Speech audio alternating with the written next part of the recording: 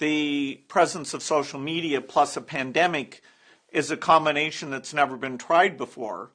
And, nobody would have predicted that I and Dr. Fauci would be so prominent in, really kind of evil theories about, did we create the pandemic? Are we trying to profit from it? And on and on.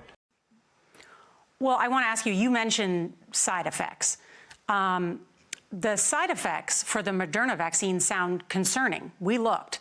After the second dose, at least 80% of participants experienced a systemic side effect, ranging from severe chills to fevers. So, are these vaccines safe? Well, the FDA, not being pressured, will look hard at that. The FDA is the gold standard of regulators, and their current guidance on this, if they stick with that, is very, very appropriate. And the side effects were not super severe. That is, it didn't cause permanent health problems for the things there. Moderna did have to go with a fairly high dose, and so to get the antibodies. Some of the other vaccines are able to go with lower doses to get responses that are pretty high, including the J&J and the Pfizer. And so there's a lot of characteristics of these vaccines. It's great that we have multiple of them that are going out there. And so, I'm very surprised by that. I hope it goes away. This percentage that's really misled by these conspiracy theories, it's unclear to me. There's millions of messages out there, where my name or Dr. Fauci's name is used. But do people really believe that stuff?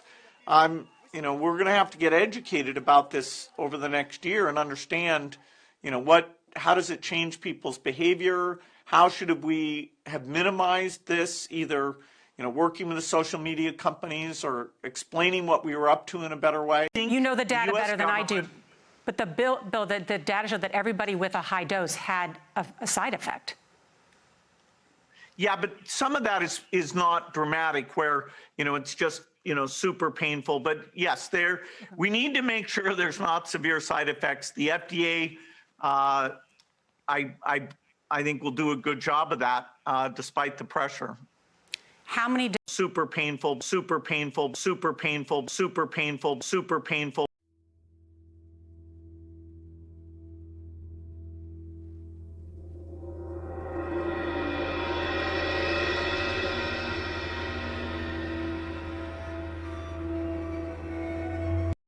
From the foundation's point of view, the fact that he took that rescission of the global vaccine money, which is super, super important. The fact he rejoined the WHO, the fact that he's appointed smart people, the fact that Dr. Fauci will not be suppressed, and they'll take full advantage of Francis Collins and Dr. Fauci, who are wonderful people. In terms of the epidemic, it sometimes felt like they were the only sane people in the U.S. government. You had a number of meetings with Jeffrey Epstein, who, when you met him 10 years ago, he was convicted of soliciting prostitution from minors. What did you know about him when you were meeting with him, as you've said yourself, in the hopes of raising money? I had dinners with him. I regret doing that.